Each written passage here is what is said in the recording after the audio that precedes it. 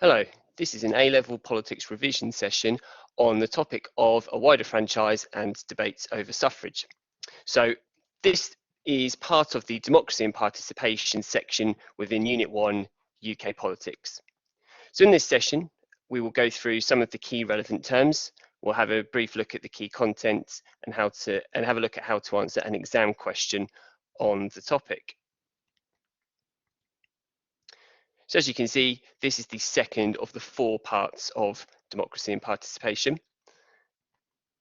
The key terms that are relevant to this particular section would be legitimacy, which is about whether power and authority have been acquired in a way deemed fair and acceptable, which in our society would largely be through democratic means.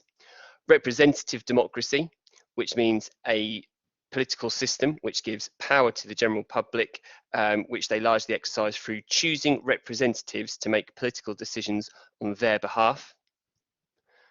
It will relate to the idea of the democratic deficit, which is the idea that there is a lack of democracy. It could also link to the idea of the participation crisis. So this is the idea that participation levels are lower than they used to be, and this creates a number of democratic problems. And they would be the key terms that would be relevant for this particular bit.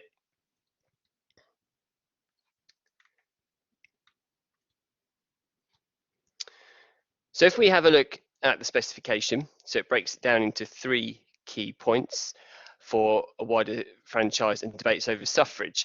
So the first one are a set of milestones relating to this topic. The second one is looking specifically at the suffragettes and the suffragists.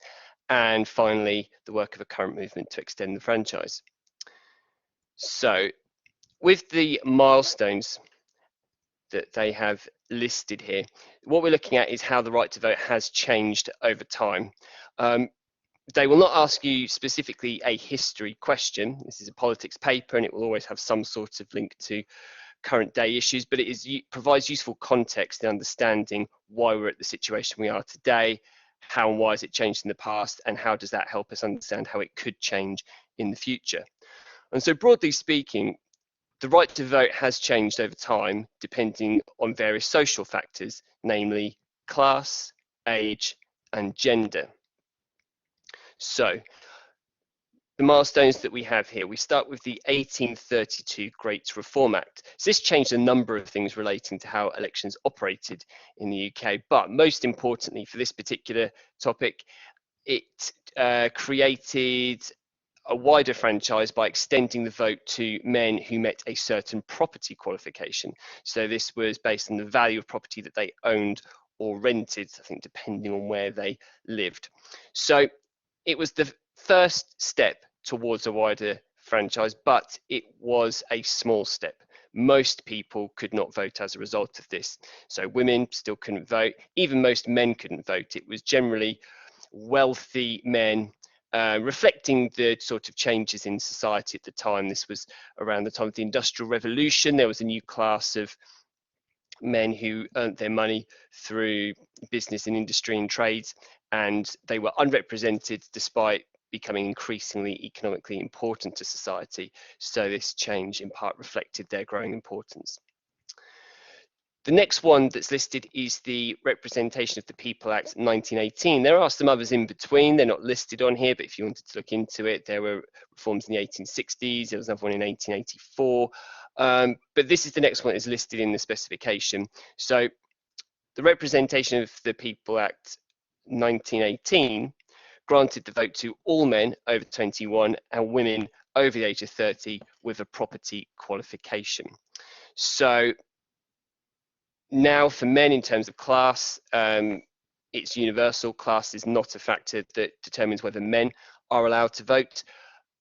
Women for the first time are allowed to vote, so gender is a factor here, although not on equal terms with men. So it's women over the age of 30, and there is a property qualification there as well. So this would largely be wealthier women. So this happens in 1918.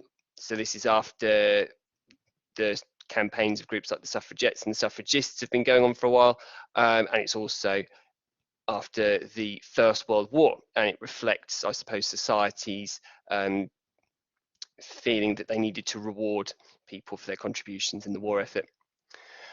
The Representation of the People Act 1928 creates equal voting terms between men and women. So the age and property qualification for women is dropped. So now at this point, all men and women over the age of 21 have the right to vote. And the final milestone that's listed here is the 1969 Representation of the People Act. And this lowered the voting age from 21 to 18.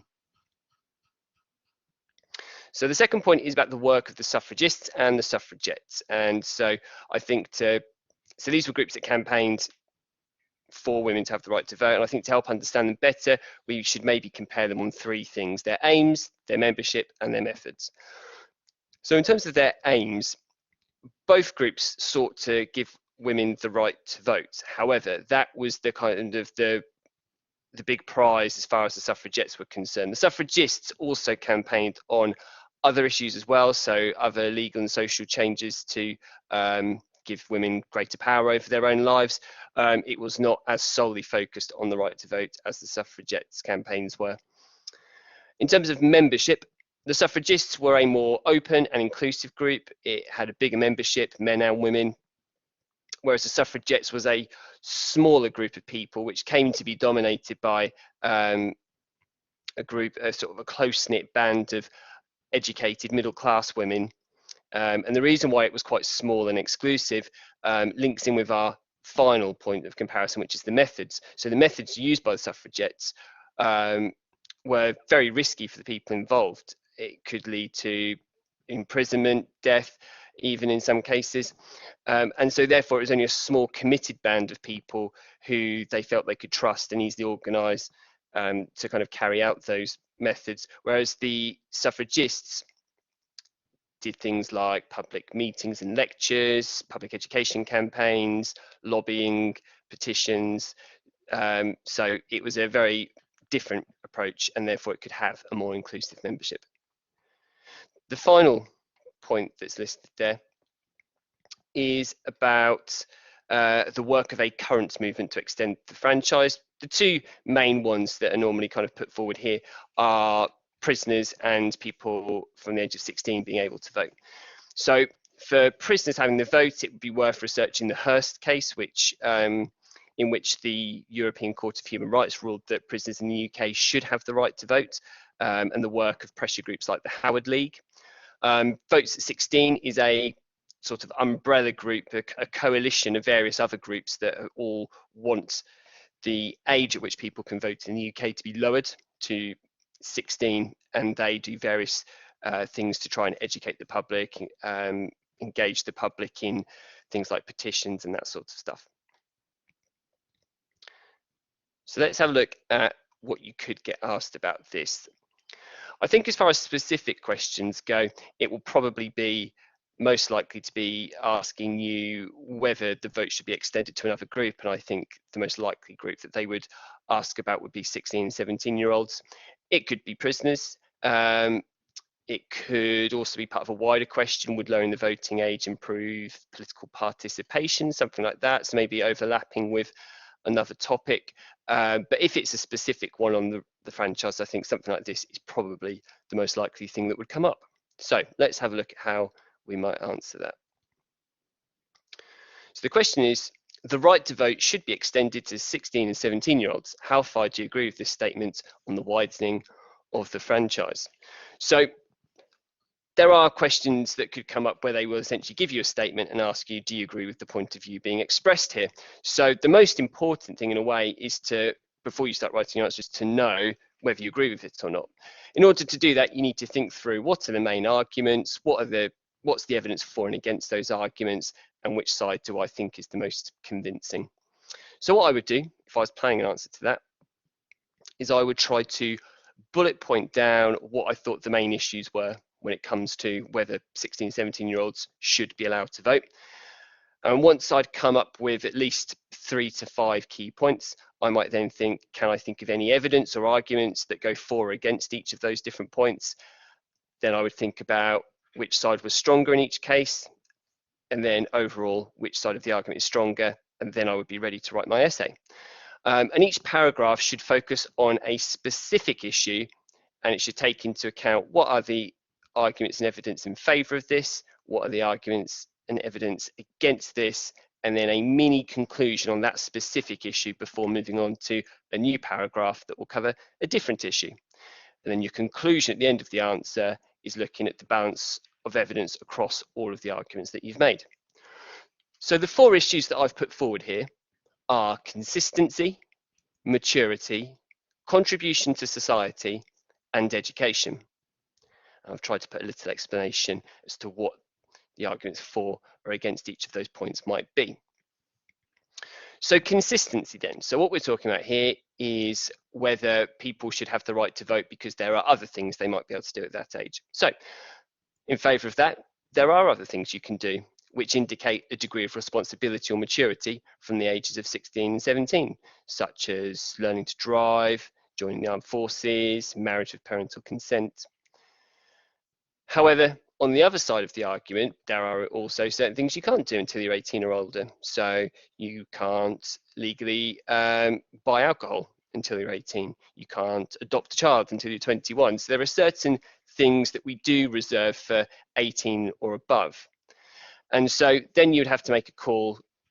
Is voting more in line maybe with the things you can do from when you're 18, or is it more in line with the things that you can do from 16 or 17 in terms of how much responsibility or maturity voting would need you to demonstrate? Which leads us into the second point, which is the issue of maturity. So are 16 and 17-year-olds mature enough to vote? So obviously voting requires a degree of reflection, consideration, sensible thinking. So are 16 and 17-year-olds able to do it? Well, on the one hand, we could say life experience varies. There's no guarantee that people over the age of 18 are always automatically going to have more life experience than people under the age of 18. Depending on your personal experience, you could be 16 with a huge degree of life experience. You could be 21 with very little. So age does not guarantee maturity. However, people who are under the age of 18 are unlikely, it's not impossible, but are unlikely to have very much substantial independent life experience. In the UK, most people under the age of 18, for example, would live at home. Most people under the age of 18 would not be financially independent. So then we've got the arguments against it. So again, you come to a mini conclusion. Which side of that argument do you feel is strongest when it comes to maturity? The third point I've picked out is contribution to wider society. So we said, for example, that or 1918, after the war effort, women got the vote for the first time. All men over the age of 21 got the vote, and to some extent that was a reflection of their contribution to society. So what about 16 and 17-year-olds? So there are many ways in which young people can contribute to society. So that could be politically through things like joining a party or signing a petition, but it can be in other ways as well, through working, through paying national insurance, through being a carer or a volunteer. There's lots of different ways young people can contribute to wider society. On the other hand, kind of similar to the previous point, it's unlikely that many 16, 17-year-olds have, on a practical level, had enough time to put in a big contribution to wider society. So for example, they might pay national insurance, but the odds are that's going to be on a low wage for a part-time job they've only had for a few years. So the contribution people have made at that age is likely to be relatively limited. And then we have education finally. So as we said when we were talking about maturity, it's voting is an act that requires a degree of understanding and careful thought. So are people at 16, 17 educated enough to be able to use their vote wisely? So access to information is better than ever, particularly with the internet. It's so easy to find out so much. Some people from 16 to 17 will have studied politics. They might have done about it in citizenship at school, politics A level. There's various ways they may have actually, in class sat some sort of exam about the topic, which most people who are older won't have done. There's no guarantee that older people are going to be more educated on the matter. On the other hand, though, it would seem that young people are less likely to be interested or educated in politics. So I think if you look at things like voter turnout amongst younger people, it's consistently lower than it is for older age groups, which could suggest a lack of interest. That could also have an impact on turnout for general elections, the legitimacy of a result. So that's the counter argument there on education. So once I'd put forward these 4 issues and I thought about the arguments for and against each of them, coming to a mini conclusion on each, I would then have to come to a general conclusion. On the whole, do I think this would be a good idea? And give some sort of justification. So what would be my main reasons for thinking that? So that covers everything for today's session on the extension of the franchise. Thank you for watching.